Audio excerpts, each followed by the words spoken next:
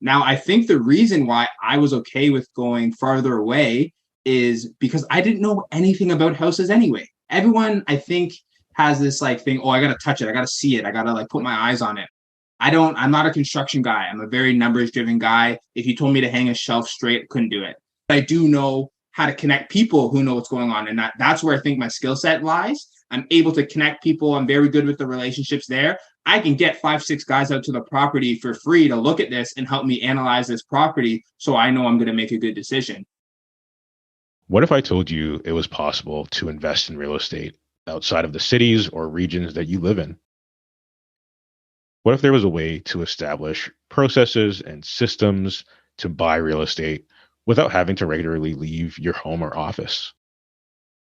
Isaiah Henry is our guest this week, and we talk about that and much more. Enjoy.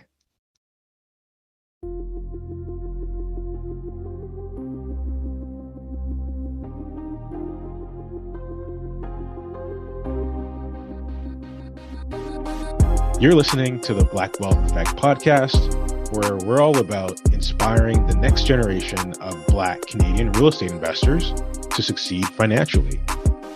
If you're tuned in, that means you're hungry to take action and build wealth outside of your 9-to-5. We'll be sitting down with Black real estate investors, entrepreneurs, and allies to discuss a diverse set of topics to help you along your investing journey. Let's get started.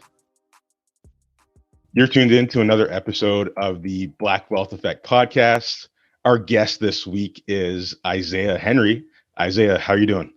Good, man. I'm good. How are you guys doing today? Fantastic. We're doing good. Yeah. So, Isaiah, extremely excited to have you on. Definitely lots to delve into. We usually like to just start with getting to know our guests a little bit. And so, like, we know you've been are a dual athlete, having played both rugby and football. If you were to choose one, which one would it be and why? Sure. If I were to choose one to play, it would be rugby. I'm a much better rugby player, and I would say closer to like a national elite level rugby player. Football, I say I'm like better than average, like good enough to play on the university team, but more of like one of the players, not one of the game changers. Where I felt rugby, I could move the needle a little bit more. Nice. I don't play either one, but I've heard they're really fun. So thanks for sharing. We know you have a pretty diverse background. You spent some time working for the Toronto Police Services. What experiences or skills did you develop during that time that you apply in your real estate business today? Sure. I think from working in Toronto, I got a real holistic view of kind of like the economy in the world, and especially like real estate. Like I was in traffic services, which was good and bad. So I flew all across Toronto. So like Scarborough all the way out to like pretty much Mississauga. And I saw a whole different, I saw houses and like economies, like so many. I saw like right downtown core, you're dealing with a lot of homelessness, substance abuse. And then you go to like up where near Drake lives, like super affluent houses and stuff. And I'm like, wow, this is all in one single city. Imagine what's out there in other cities. And from there, I was kind of able to open my mind to what else does Ontario have to offer? What else does Canada have to offer in terms of real estate? And how do those markets kind of line up with what I'm contrasting here in Toronto? Right. That's a good perspective to have for sure. That's also a good observation just in terms of the different pockets of the city, along with potential opportunities both locally and beyond when it comes to investing. And we'll definitely delve a little bit more into that later in the conversation. Now, can you share just a little bit about the inspiration behind your company, First Position Real Estate? Yeah, for sure. So I guess like the First Position Real Estate kind of stems from like me wanting to get involved into real estate. So if I backtrack real quick, so I finish up at Laurier, I get a degree, work some side jobs for a little bit, finally land a job in law enforcement. I'm like, okay, sick, I'm set. Like, this is all I need. Like, I've done everything I was told to do. I should be on the path to success. I start working, I start looking at other people around me, like who are in the same path. And I'm like, oh my gosh, like that's what my life's going to look like in 10 years or 15 years or 30 years. I'm like, I don't like this. what have I done wrong? And it's not that I did anything wrong. It's just like I didn't really know there was other options. And from always being entrepreneurial, I was like, there's got to be something that I can do better than like, cutting more lawns or, shoveling more snow. Like I can't keep working all these side jobs. So then I kind of stumbled onto real estate and understood, if you can make a business out of real estate, there's power for you to not only make income, but actually grow wealth for you and your family. And there comes first position real estate. That's awesome.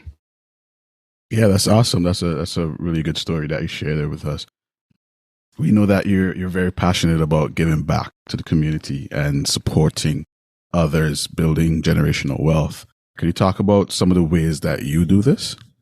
Yeah, for sure. So the two initiatives that my business has on the go is our scholarship program as well as our co-op program. So I'll break down our co-op program first. Mm-hmm. So what we've done, like this was our first year getting it started. What we did is we worked with the high school that I went to, but this can be applied to any high school.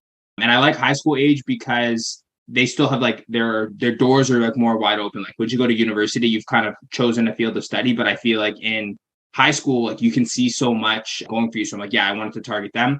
So anyway, we were working with high school students. And we bring them on the team and we show them pretty much all the back end of the business. We were doing social media marketing. We were doing lead generation. We were doing administration, going over APSs, and we were doing a little bit of mindset work. And just being able to work one-on-one with a student for the course of, half a year or full semester, really saw like some growth in my co-op student. They were asking really insightful questions. And then now they've seen the world differently. Like, the co-op student I had this year wanted to be an accountant. We were able to kind of dive into what does that actually look like? How does that look like in business? What does that look like in terms of schooling? And apart from just doing like our real estate work, we did a lot of like life work and asking intricate questions. And I felt like I was in a position to not like, be a mentor if that's not what they were looking for, but be that source outside of the school, maybe outside of their parents, that they can have a positive role model, bounce some questions off of and get a better outlook of life. And I loved it. I wish I had something like that when I was in high school, because I feel like I was spinning my wheels. Like I was doing all like the crazy side hustles. I was selling stuff out of my locker. I had a t-shirt business. I was doing all the small stuff. But if someone would have been like, hey, man, you're spinning too fast, let's put you into a realm where this work ethic can actually bring you some better than just, a couple bucks here or there. So I really like that. I love the chance to give back and kind of work with youth in that way. So that's our co-op program. And then that stems into our scholarship program. Now, our scholarship program this year, we were fortunate enough to give out 2 scholarships, and I was super proud. I went to the ceremony, my dad and I, and it was awesome. Like, I got to go on stage, shake the hands and everything. And for me, that means a lot because, you go through school, the popular guys, they get the girls, they get all the love in high school, right? The guys who are really, really good at sports, like they get all the love. But what happens to those people who are working hard? They're not like the top of their class. They're not getting 100%, but they're working hard. They're coming in every day. They're putting in the work and they're doing well. Like, where are they getting the support and encouragement? And that's kind of where I wanted to be. Those people who have dedicated their time to academics and want to go further, but just need a little help and a little bit more encouragement. So that's where I want to plug in and able to offer them some financial incentives to help them go to that next level. Wow, that's an awesome story, man. This is the first time I've ever heard someone have these sort of programs, and I'm sure you're pretty much targeting certain communities as well. How long does the co-op program last? And what's the criteria for students to kind of get into that program? For sure. So it would be based off your high school. So we work in conjunction with the high school for 2 reasons. One, like just administratively, it's a lot easier to set up the program that way. And 2, you can also leverage some of the high school's resources, which is awesome. Like, they're going to give them a computer. They're going to give them a place to work. They're going to have a schedule. Like, it's very easy to work with them that way. So when I was reaching out to them, I was kind of explaining what my business and what I was looking for. And they partnered me with a student who had an interest in business, who was in their senior year, so grade 11 or 12, and was on the path for post-secondary education. From there, that's all I need. I just need a little bit of a spark, and we're able to kind of get together, work together, and do a lot of things that way. There's a whole system set up with trainings and how we get them onboarded and stuff. But just that little bit of interest is enough to get us going into the program. Love that you're paying it forward, man. I really love to see that. Appreciate that. Yeah. So let's talk about your first property. One day after doing some research online, you said, Mom, Dad, I'm going to buy a condo. Could you break that down for our audience on, why you decided to go this route for your first property, and what were some of the major challenges you faced, and, would you do this strategy all over again if you had to? 100%. So I got into the condo because two things. I didn't know what I didn't know, but I knew I had something with real estate, but I didn't know enough. But I was like, you know what? Everyone I've heard, everyone who's a big player in the game, they always talk about taking action. I was like, okay, let's take action. I did my risk analysis on the back end. Let's say this all goes wrong. I still lived with my parents at the time. I had a job, and it's going to be a piece of real estate. I can't go too wrong here. So what I was looking through, and I saw how much money I had, which was not a lot. So I said, how can I make this work? I was going through different programs. I learned about the 5% down program. I was like, oh, okay, this works. This applies to a new build. I'm like, oh, I can do this. So I'm going through the paper. This is when the paper was hot. So you can see what time that was. Just looking through, and I see this little square. It's like, pre-condo or like early bird condo registration. I was like, okay, go on the website. They're like, oh yeah, like we're taking deposits Saturday and Sunday. And this was like Friday night. I'm like, sounds good. I don't work on Saturday. Let's make this happen. Go downstairs. And I said, hey, Mom, I can afford this house based on the money that I make. Can you come and can you come with me so we can sign this? And they're both like, what? Why do you want to buy a condo? I was like, listen, don't worry about why. Just know that this is what's going to happen. So they were really supportive. And again, I just want to take a disclaimer. I would be nowhere without my parents. Like, they've given me the utmost support to kind of do whatever I wanted to do in the investment. So shout out to Mom and Dad. Like, they've supported me more than anything. So anyway, we go down to Scarborough on the Saturday. We go through it, and I'm sure you guys have done APSs. They're like, this big for people who can't see me. It's like a pinch. But when you get a new build, and especially a new build condo, man, the stack of paperwork is like this. So I was there for like an hour signing away and doing everything there. And yeah, that was how we got into our first investment. Didn't know anything about running the numbers. I just knew it was in a good area. It was by a college. It was by a hospital. And I said, okay, this definitely is going to be something to work. So yeah, that's how we got into the first one. Shout out to Mom and Dad. Yeah, big ups. Yeah, it's common within our community that, parents, and they do it out of love, right? Like, they're a bit apprehensive about these huge purchases, right? And, just to see that your mom and dad are super supportive, like, that's what we love to see. So, shout out to them. Yeah, big up. So fast forward a bit, you've gained some confidence from your first deal. You're probably saying, okay, this real estate thing isn't so bad, right? Walk us through your next couple of deals, what that transitioned into. Since you're looking outside of the GTA a couple hours away, this comes with unique opportunities, but also a different set of challenges. Can you speak to both of those? Yeah, for sure. So just like quickly, like I grew up in like Pickering. So I went to Scarborough, which is like literally the next town over. So very close. Right. From there, I went a little bit farther, went out to Oshawa. And then I just started blowing it off. Like, went out to Windsor, up in Timmins, we're doing Sudbury, Sault Ste. Marie we're looking, right? So I just kind of blew it up for there. Now, I think the reason why I was okay with going farther away is because I didn't know anything about houses anyway. Everyone, I think, has this like thing, oh, I got to touch it. I got to see it. I got to like put my eyes on it. I'm not a construction guy. I'm a very numbers driven guy. If you told me to hang a shelf straight, I couldn't do it. So I would go into these properties on walkthroughs, and I would be walking around, like looking at stuff, touching walls, like, okay. Looking at the furnace, be like, okay, yeah. I'm like, I don't know what's happening. I don't know what's going on, but I do know how to connect people who know what's going on. And that's where I think my skill set lies. I'm able to connect people. I'm very good with the relationships there. I can get 5-6 guys out to the property for free to look at this and help me analyze this property, so I know I'm going to make a good decision. So with that being said, I'm like, well, who cares if I'm there or not? Because I'm not going to do anything anyway. So that's when I started kind of going away, picked up one in Windsor, did a full BRRRR over there, and then started moving up north to Northern Ontario, where I do the majority of my investing now. And what were those properties like? Smaller multifamilies? And you touched on BRRRRs. Maybe you could highlight that a bit for our audience and just a bit of a timeline on how you acquire these properties using that strategy. Yeah, for sure. So it was, to be honest, I don't know how I got myself into this situation, but it was all all condos. So it was like the first condo, then a condo town, then another condo town, then like a semi, then we started getting into multis.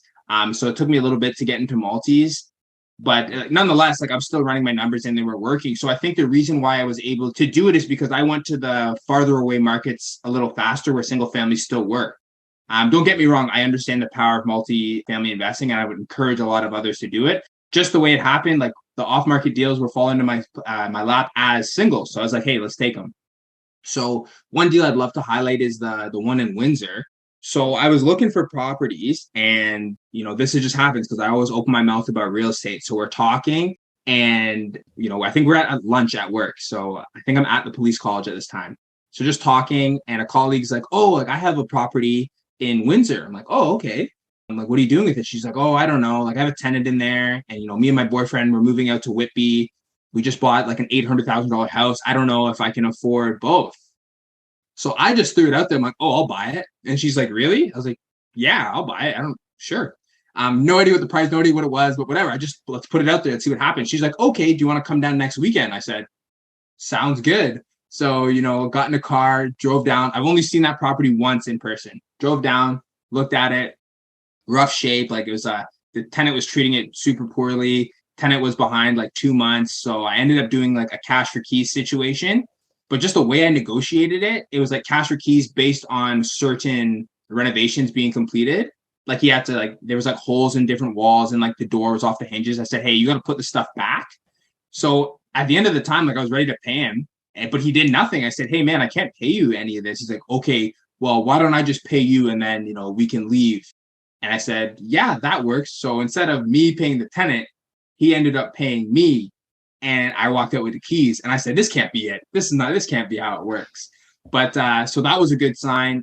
We went through, bought the property significantly under market value, did the renovations there. And the way I had my numbers, I was going to refi. I was going to leave like 20 or 30 into the deal, but that just wasn't the case. Like quick numbers, we bought it at 170. We put 30 into it or 32, and it appraised at like 260. So that was a pretty good BRRRR and came out nice and clean. And it's appreciated from there. So it's kept going up now. Like we're getting close to 500 on that one right now. So it's a super sweet property. And that's the reason I think I was able to scale, figuring out, oh my gosh, I can take money, I can take capital, put it into an investment, put a little sweat equity knowledge through knowing what a BRRRR renovation, cash for keys, like do a little work, pull my money back out, keep that investment and go do the next one. As soon as I connected that, I'm like, I'm all in. This is it. This is the way we're going to build wealth for myself. This is the way we're going to build wealth for our community.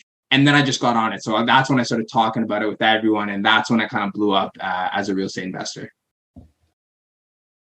Wow. That's awesome.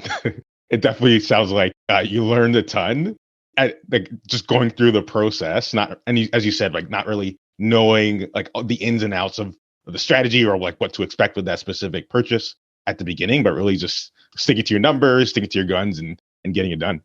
Big time. You touched on it a bit earlier, but like if you told like a friend or family or somebody like not really close to real estate that you invest 3 hours out, they may think like you're crazy, or like they may like want to or prefer to touch it, feel it, all that thing, like know the ins and outs of the property.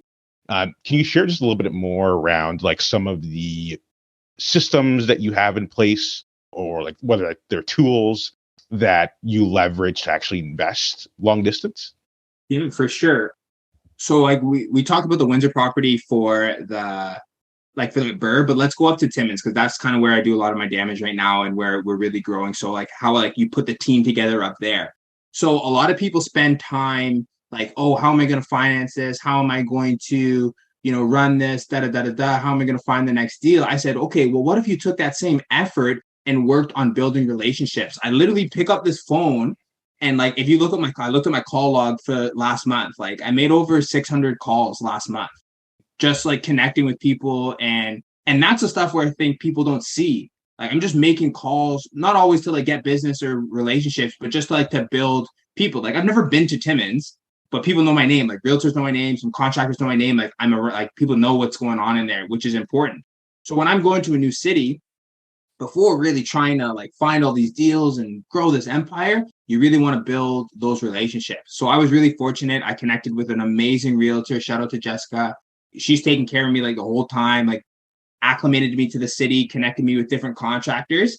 And from there, I was able just to kind of spread my web and connect with more realtors or more power team members. I got a realtor, 3 or 4 contractors that I know can do good work and we can call on at different times, a few handyman. I've even connected with my my home inspector, newly turned property manager, and able to like take that skill set she has and kind of change it that way. And most recently, what I'm doing is insourcing my property management. So instead of paying that percentage fee per month, I'm selecting individual people for jobs or tasks that I need done and paying them hourly. They get to be involved in real estate on their own timeline and they're not obligated. I felt sometimes as property managers, like when you called them, they're like, oh, this guy pays me. I guess I should go. I don't want that. Don't come to my property because like, oh, you have to. Like come because you want to do the work. So when I'm working with different people, like one of my assistants, she does a lot of walkthroughs for me. She's happy as heck. She gets to go see a new house, take some pictures, write up a little analysis. She loves it, which is really good for me. And I pay her well. So it's a really good win-win relationship. So I try and do that with everyone that I work with in the city. And then before you know it, it's very easy. I can find a property on MLS, call up 4 people, get a full walkthrough home inspection done. I have all the pictures, all the videos. It's almost like I was there. The only difference is I didn't have to get out of my office chair. That's awesome. I think we often neglect that real estate is more of a team sport and relationship building rather than, the standard brick and mortar, right? So I love that. I love how you emphasized on relationship building there. As a long distance investor, what are 3 apps or pieces of software that you can't live without? 3. Okay. So my first one is going to be Slack. That's my communication system. So I've recently got a virtual assistant and I just want to preface this. Like, it's not like I'm this big guy, like, oh, he needs an assistant because he's like too big. No, it's not even like that.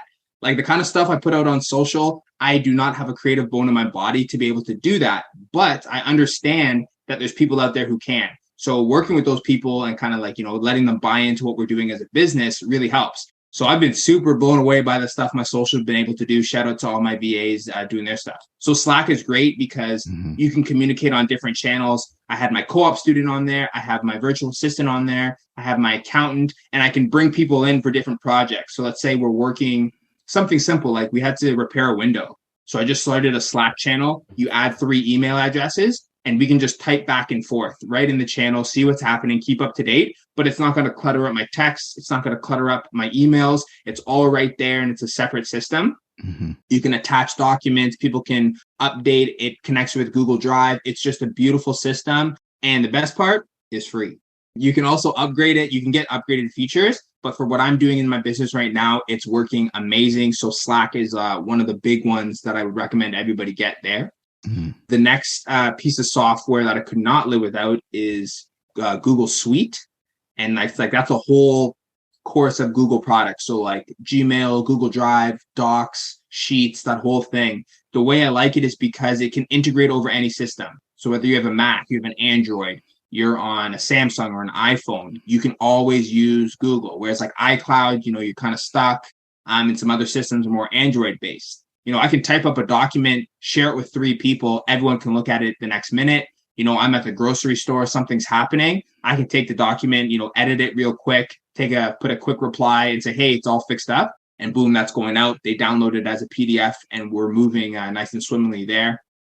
Also, I've recently upgraded to like the business version of Google Drive. So you get a little bit more storage there. And we're storing crazy stuff on there, right? Like, walkthroughs will happen and, there'll be 15 minutes of video plus 500 pictures. Like that's very hard no one's going to email me a USB drive for that. Like it just wouldn't go. So being able to hold that on Google Drive, look at it, digest which pictures are good and keep those are amazing. So I really like that for Google Suite. And then the last one I really like there is WhatsApp. Now I like WhatsApp for a couple of reasons. One, like you can do it all over social. And I feel the video calling on WhatsApp is one of the best that I've come across. And it works well whether it's an iPhone or an Android, because I was having a lot of problems because some realtors are Android, some assistants were iPhone, and I was having difficulty connecting. But WhatsApp, great platform. You can very easily communicate, and it's a really good app for transitioning files. It actually moves really smoothly. Like you can send 500 pictures over WhatsApp, no problem, keeps the quality, no issues. Whereas if you try and do that over email or Google Drive, it kind of slows the process down. So I love that. So between Slack for communication, Google Drive for general administration, and then WhatsApp for communication, those are going to be like the three biggest software pieces I use to keep the business running. Love it. Those are definitely helpful tools and resources to use. We'd like to switch gears a little bit and talk about risk. For the investor who is considering investing and even long distance investing as well, can you talk a little bit about how you perceive risk and what advice would you give them as well? Yeah, for sure. So how I would look at risk. So the first thing, everything you do in life has risk. And I mean, literally everything. Like you get up in the morning to walk outside to your car, there's risk that comes with that. You fall down the stairs, break your ankle. That could happen. Very unlikely, but it could happen. Same thing with investments. Let's say you invest in stocks. There's a risk there, right? You don't know what's going to happen to Coca-Cola. You don't know what's going to happen with Apple stock. There's a risk there. Crypto, I'm sure we all know that's a very risky investment in terms of volatility. So the same thing with real estate. Of course, there's risk in real estate, but the reward there is also, in my opinion, outweighs the benefits. I always like to tell people, they tell me, they're like, I don't want to invest in real estate. It's too risky. And I said, okay, well, can you afford not to invest in real estate? Because what's your other option? You're going to stay with your government pension. Hopefully they pay it out. You're going to work all the way to your 65 and hopefully there's no health issues. And then, between 65 and 80, you can enjoy your life with some back pain and sciatica issues. Or you can take the risk as it comes, do your due diligence, get some education, invest in real estate, and really start changing the financial future for yourself and for your family. Now, again, it's not like as easy as that. You just say, boom, real estate, let's do it. There's obviously some education pieces there. But the biggest way that I mitigate risk is with education. If you spent, like a lot of people come with me like, I have $5,000. I want to invest in real estate. I said, to be honest, keep your money, take that and go invest in yourself. Whether that's some courses, some books, some mentorship, some one-on-one coaching, take that and invest in yourself. Because once you have the skill sets and you understand the game, man, you're going to blow up. It's not all about like, I need $50, $70, $80,000 to get started. If you have the mindset to get started, you're more likely to mitigate that risk and come out with a successful investment. So I was always telling people, you don't need all that money to actually get started to buy. Take the money you have, get the skills so that when you do have the income or how to get the income, you're going to be able to make those successful investments there. So everything comes with risk. Like, I don't think it's something people should avoid, but I think it's something that we can all mitigate. And real estate, how I see it, is one of the best ways to mitigate financial risk that I've seen in any asset class. Yeah, I think that we often forget that, we are the asset and we tend not to invest just as much into our skill sets and our education within real estate and not just funnel all of our capital into just buying properties when these very same skill sets are needed to, operate and manage these assets efficiently and prudently. So I love that you touched on that. But let's just circle back to an earlier part of the conversation where, we know that you're an athlete and you're very big on coaching and mentorship. Can you talk about the role both have played in getting you to where you are today as an investor? Yeah, for sure. So I'll kind of backtrack and lay the groundwork to why I feel coaching is so successful. So again, I've been an athlete like pretty much my whole life. Like we started playing competitive sports in like grade 10 and I've always had a coach. But for me, that's just been like how life worked. Like I didn't really know anything else. Like I went to school, after school, like I had practice every day, whether it was, basketball practice, football practice, rugby practice. I was always with a coach and I knew to always get to the next level, you had to be coachable. So for me to move from like a high school level sport to playing like provincial or nationally, it was just increasing your ability to be coachable.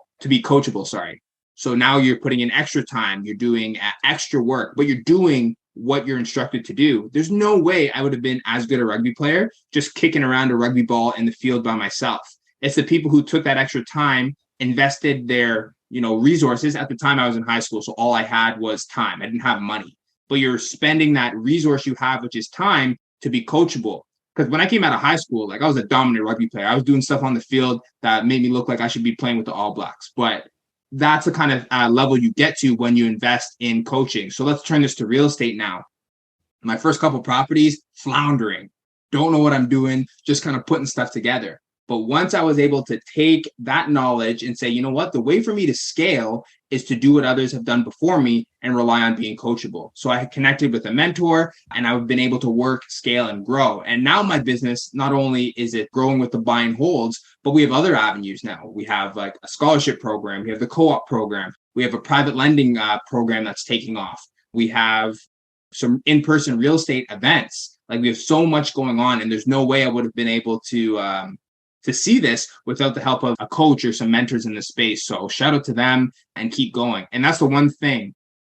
As much as you grow, I think everyone, as much as you grow or as much income as you make, you should always be knowledgeable of taking a percentage of that, whatever works for you. I don't think there's a defined number, but reinvest that back into yourself. It doesn't have to be a coach. Maybe it's like, a couple courses here or there, or maybe it's a book, or maybe it's a seminar, but really get that mentorship or that coaching, because that's the way you're going to do it. All you're doing is you're paying to reduce your learning curve. Anyone could figure out real estate in 10 years. You're going to make a lot of mistakes and waste a lot of time. Or you could pay with either time or money to get coaching or mentorship, but take that 10-year timeline to a 1-year timeline. And between that, the opportunity cost, you're laughing. It's crazy. So when I was able to see the economies of scale that you could get through coaching and mentorship, blew my mind. And I was able to kind of double down and really grow that real estate stuff. That's fantastic. Definitely powerful. I love the fact that you're sharing these exceptional words of wisdom in terms of getting started and being successful. And we definitely appreciate you taking the time to connect with us. To round out our conversation, Isaiah, if you could just share what's next in terms of real estate for you, and also just share how our listeners could get in touch with you as well.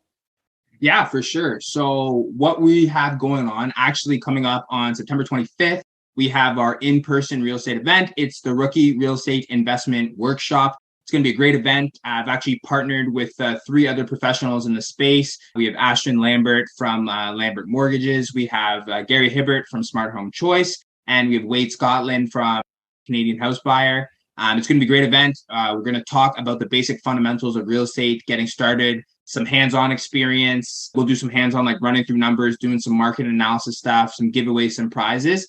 And I feel it's going to be an amazing opportunity if you're interested in real estate. You have, maybe 1 or 2 properties and you're really looking to double down on some education. General admission tickets are going to be free of charge. And then our VIP tickets are $25. We have some extra bonuses for those attendees as well. So that's our next event that's going on. In terms of the business, we're continuing to work with and acquire joint venture partners for both acquisitions and private lending. I got a pretty good email list going on now, but I would love to bring more people on. We're really scaling out the private lending section right now as well. There's a whole bunch of opportunities there. Finally, if you're looking to get in touch with me, you can find me on Instagram. That's where I'm most active. So it's Mr. Henry. That's me. You can come check me there. You can check us out on YouTube. It's First Position Real Estate INC. We've got lots of videos there. So lots of content you guys can binge on all that good stuff there. And then you can also get me on email at ihenry@firstpositionrealestate.com. Awesome. Thanks again, Isaiah, for the time and for hanging out with us. And to our listeners, thanks for tuning in to another episode of the Black Wealth Effect podcast. We'll catch you in the next episode. Thanks, guys. Thank you. Really appreciate it, guys. You guys are doing a whole bunch here for the community. So shout out to you guys for keeping it alive. Appreciate it, man. What was the one thing you heard today that inspires you to take action? Now plan to take that action in the next 24 hours. If you're looking for more support, ideas, or just want to connect with others like you taking action, join us in the Black Wealth Effect Facebook group. The link is in the show notes. Thank you for listening, and we'll catch you next time on the Black Wealth Effect podcast.